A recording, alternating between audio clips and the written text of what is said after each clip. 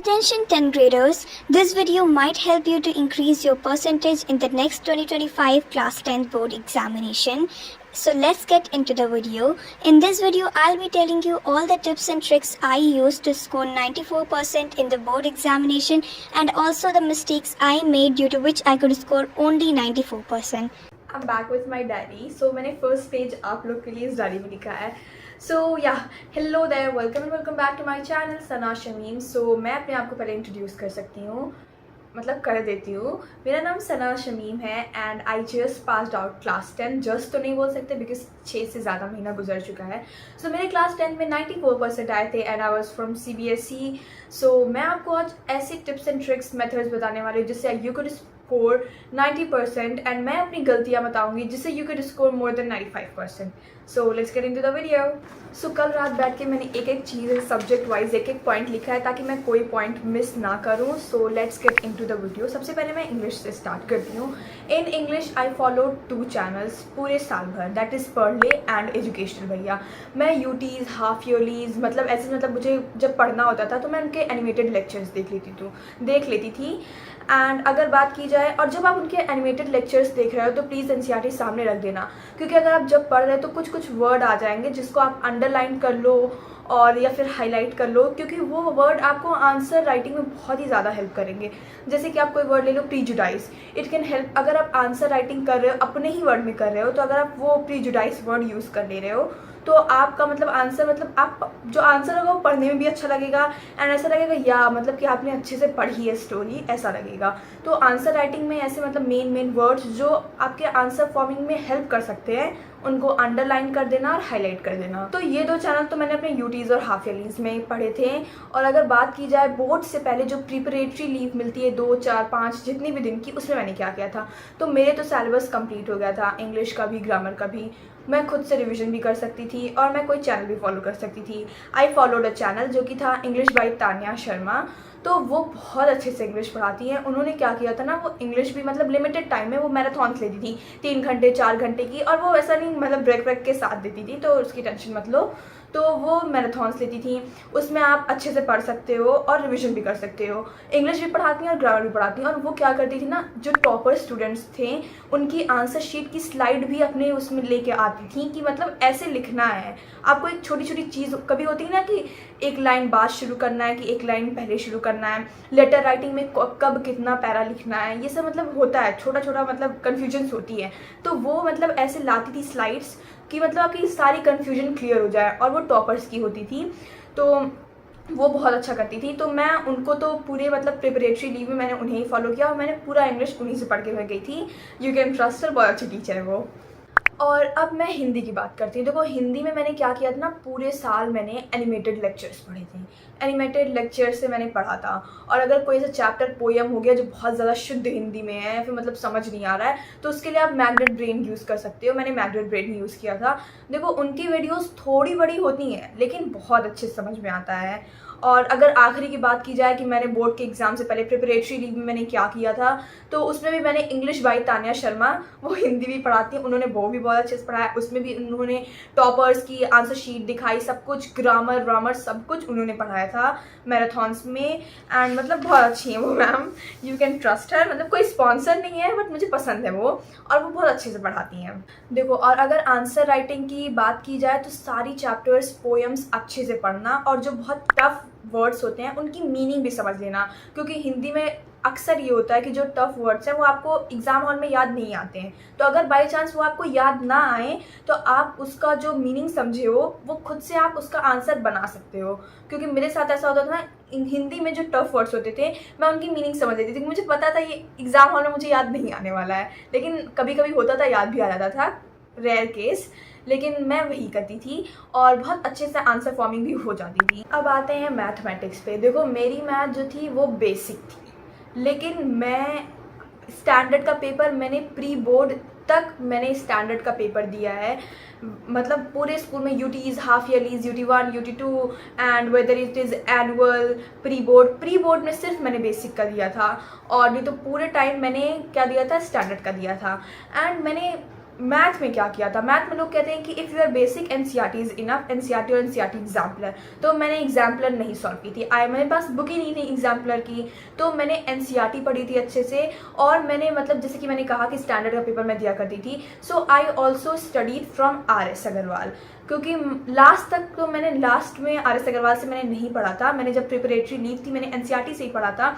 जब pre board तक मैंने RS अग्रवाल पढ़ी थी, एंड मुझे ऐसा लग रहा है मैंने 2-3 बार RS अग्रवाल पढ़ी थी। एग्जाम्पल्स तो मैंने सबसे ज़्यादा किए थे, एक्सरसाइजेस में थोड़ी बहुत कमी रह गई थी, लेकिन एग्जाम्पल्स मैंने सब कुछ किए थे। और एनसीईआरटी की बात की जाए तो एनसीईआरटी मैंने 3-4 बार पूरे साल भर में कर दी थी, मतलब कि हो गया था पूरा। बेसिक के लिए सब लोग कहते हैं मैथ में टेंशन मत लो, बेसिक है, एग्जाम्पलर करो, एनसीईआरटी करो, हो जाएगा। लेकिन अगर आपका कॉन्सेप्ट क्लियर है तो 2-4 क्वेश्चन करने में क्या ही जाता है, तो कर लो, क्योंकि आपका देखो कैलकुलेशन अच्छी हो जाएगी, प्रैक्टिस हो जाएगी, कंसेप्ट अच्छा हो जाएगा, तो कर लो मेरी मानो तो।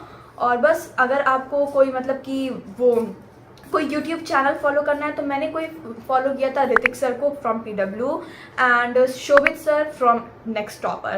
देखो दोनों सर ही अपने में बहुत ही ज़्यादा अच्छे हैं। ऋतिक सर का मैंने बहुत इंपॉर्टेंट क्वेश्चंस देखे थे एंड शोभित सर के मैंने लेक्चर्स देखे थे।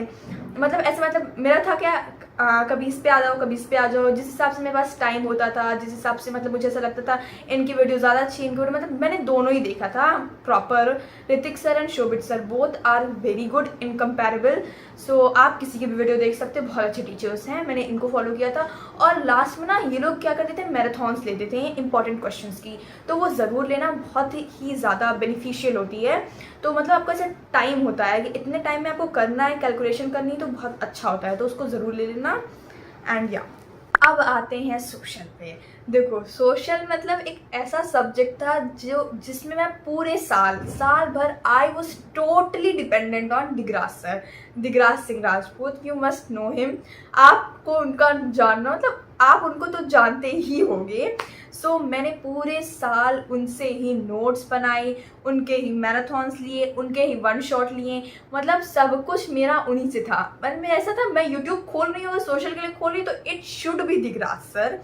मैंने दिगराज सर से सब कुछ लिया, मेरे पास अभी भी सोशल की नोट्स है दिगराज सर की। मैंने एक पॉइंट मतलब जो वो पढ़ाते रहते थे, जो समझाते थे, तो मैं वो भी लिखती थी, एंड जो स्लाइड्स पर लिखा रहता था मैं वो भी लिखती थी। और आखिरी में वो ऐसा समझाते ना कि पूरे स्टोरीज में याद हो जाए। अगर बाई चांस आपके पास टाइम नहीं है कि आप उनकी नोट्स रिवाइज कर लो, आपको वो स्टोरी याद रहेगी कि सर ने ऐसे ऐसे पढ़ाया था, तो आपका आंसर फॉर्मिंग भी हो जाएगा। सोशल में आंसर कैसे लिखोगे, तो सोशल में जो आंसर लिखना वो हमेशा पॉइंट में लिखना, और पॉइंट में भी कुछ वर्ड बहुत इंपॉर्टेंट होते हैं, जैसे कि फ्रेंच रिवोल्यूशन हो सकता है, मतलब इंपॉर्टेंट वर्ड, जैसे कोई नाम लिख रहे हो तुम लोग, तो उस नाम को अंडरलाइन कर देना ऐसे, क्योंकि जब एग्जामिनर चेक करेगा उसके में ईजीनेस हो जाएगी। एक तो पॉइंट में लिखे हो वो अलग ईजीनेस हो गई, आपने हाईलाइट किया वो अलग ईजीनेस हो गई।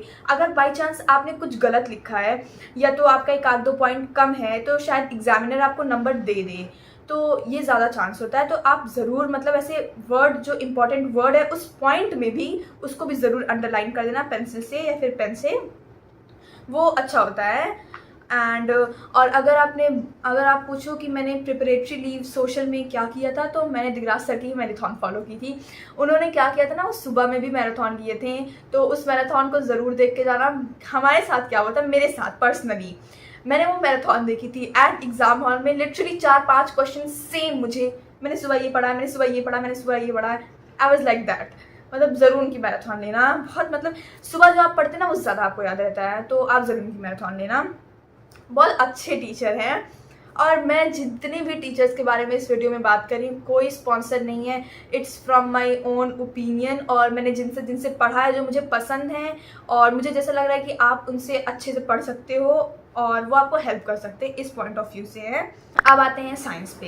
देखो मैं साइंस में पूरे साल 3 टीचर पर डिपेंडेंट थी, समृद्धि मैम फॉर बायोलॉजी, रक्षक सर फॉर फिजिक्स। इन दोनों की नोट्स भी मेरे पास हैं, मतलब बहुत अच्छा पढ़ाते हैं ये लोग।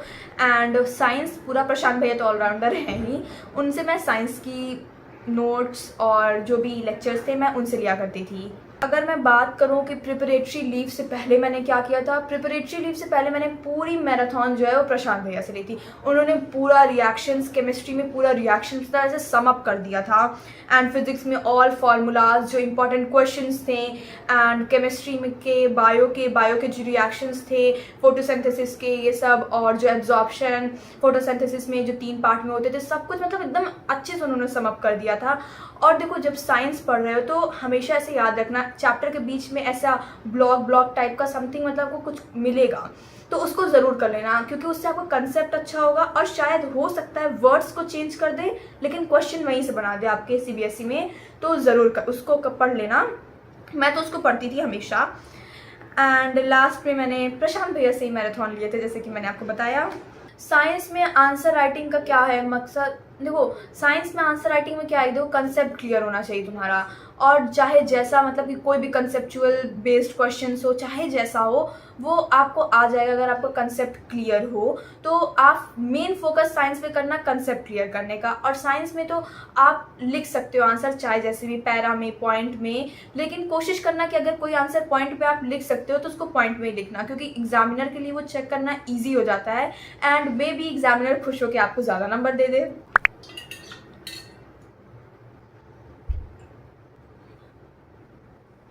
तो चलो IT के बारे में बात करते हैं। IT IT इंफॉर्मेशन टेक्नोलॉजी मेरा मोस्ट हेटेड सब्जेक्ट था। मैं उसको पूरे साल नहीं पढ़ी। देखो, IT का 2 पार्ट होता है, एक पार्ट A होता है, एक पार्ट B होता है। पार्ट A थ्योरी होती है, पार्ट B प्रैक्टिकल होता है। पार्ट A तो मैंने पूरा पढ़ लिया था, उसको साइड में रख दो। पार्ट A से मेरे फुल स्कोर भी आए होंगे, आई नो, क्योंकि मैंने उसको अच्छे से पढ़ा था।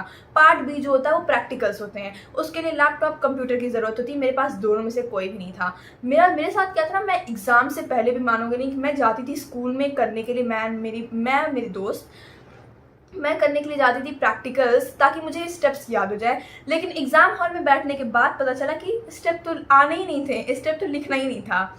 उसमें क्या था, मतलब मुझे ऐसा लगता था ना, click this and this, step 1, step 2, then go there, ऐसे कुछ लिखना है, लेकिन ऐसा नहीं लिखना था। बाद में पता चला कि बस आपको बताना कि कौन से आइकन क्लिक करने हैं, क्या क्लिक करना है, मतलब इनडायरेक्टली आपको स्टेप तो याद करना ही पड़ेगा। तो उसमें मतलब मुझे ऐसा लग रहा है कि मेरी उसमें कमी हो गई थी प्रैक्टिकल्स में, पार्ट B के पोर्शन में, but still I scored 92 which is quite good. और अब बात करते हैं which reference book I used, PYQs and everything. देखो, रेफरेंस बुक, मैंने कोई भी रेफरेंस बुक नहीं यूज़ की थी। मैंने साइंस में एड्यू कार्ड खरीदी थी, लेकिन उसको मैंने यूज़ नहीं किया था, वो बात अलग है। सोशल में मैंने ओसवाल खरीदी थी, उसको मैंने यूज़ नहीं किया था, वो बात अलग है। एग्जाम से पहले I did 1-2 sample paper from those, मतलब दोनों ही बुक से, लेकिन मतलब आप खरीदो मत, पैसा वेस्ट है। मैंने लिया था लेकिन वो ऐसी रह गई थी, क्योंकि जितना भी मटीरियल है आपको यूट्यूब से, गूगल से इनफ मटीरियल आपको मिल जाएगा कि आप इतना मिल जाएगा कि आप पहले उतना कर लो, वही बड़ी बात है। तो मुझे ऐसा लगता है कि सब खरीदना सही नहीं है। और गूगल, यूट्यूब पे आपको सैम्पल पेपर्स की फ़ोटोज़ भी मिल जाती हैं, सो इट्स बेटर कि आप ना ही खरीदो, उसमें पैसा ना लगाओ। एंड देखो, जब आपको कोई चैप्टर ख़त्म हो जाए तो सबसे पहले आप गूगल पे सर्च कर लो previous year question of this and this chapter. तो प्रीवियस ईयर क्वेश्चन बहुत ही ज़्यादा हेल्प करेंगे आपको, एक तो आंसर राइटिंग में, टाइम मैनेजमेंट में, एंड आपको मतलब एक तरह से कंसेप्ट आपका बहुत अच्छा कर देंगे। और जब एग्ज़ाम से पहले तो आप सैम्पल पेपर कर ही लेना यूट्यूब से, पुराने 2024, 2023 से, आप 2025 का बोर्ड एग्ज़ाम दोगे तो 2024 का आप पेपर निकाल लो, उसको देखो कि आप 3 घंटे में कितने देर में कर सकते हो, मतलब आपका उससे टाइम मैनेजमेंट होगा। सैम्पल पेपर मतलब टाइम मैनेजमेंट ज़रूर करके जाना, क्योंकि हमारे साथ क्या होता है, मेरा first paper I think Hindi का था कि इंग्लिश का था, हिंदी का था मेरा फर्स्ट पेपर। तो हिंदी में मेरे साथ ऐसा था ना, सामने मैम है, मैं लिख रही हूँ कि आपकी आज्ञाकारी, सो मतलब बहुत कम टाइम बचा था, but still I did everything. अच्छी बात ये है, मेरा कोई क्वेश्चन नहीं छूटा था। आई स्कोर्ड 94 इन हिंदी। तो बस आप मतलब PYQ ज़रूर करना, सैम्पल पेपर नहीं करना तो PYQ ज़रूर करना, वो ज़्यादा इंपॉर्टेंट है। और अगर आपके पास और भी क्वेश्चंस हो तो प्लीज़ कमेंट में बता देना, I can make another video, या फिर मैं आपको कमेंट में ही आंसर कर दूँगी। So yeah, that was it for today. Thank you for watching. Subscribe to my channel for more videos. Bye bye. And हाँ, कोई भी डाउट हो तो ज़रूर पूछ लेना. I'm there for you guys.